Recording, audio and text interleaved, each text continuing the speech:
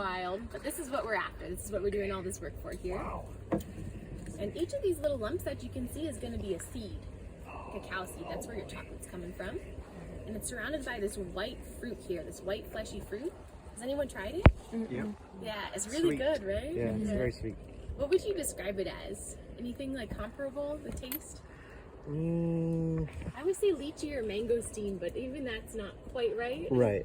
It's pretty hard, yeah, to come up with something similar. But it's really good if you get the chance to try it. Just a tiny little thin layer of that fruit that you suck off the seed. You can spit the seed out. Seed's technically edible, but it doesn't taste very good. I don't eat it. But we're gonna take that fruit, seeds and all, and toss them into these fermentation bins right here. Check this out. Pass it around. Holy. So all that's going to go into these fermentation bins, and we'll layer in those banana leaves here. And you can see this has some holes on the bottom. It's like the games of Part Philippines. of that fermentation process Nuts. is there's going to be byproducts of that fruit and the sugars breaking down in these bins.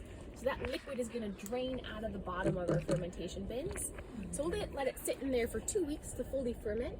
And at the end of that time, all that fruit will have broken down and we'll just be left with some sticky beans. So we're gonna wanna dry those beans out. So we're gonna take them over to our drying shed.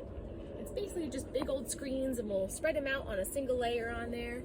We turn them every 30 minutes or so for about 4 hours and then let them sit for 2 weeks so they dry out completely.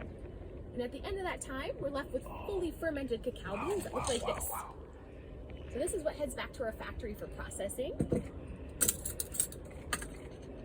Now these are going to smell kind of like chocolate, but they'll also have a very vinegary smell from that fermentation process. I'm going to pass it around so everyone can get a whiff if you want. Oh yeah, it's almost like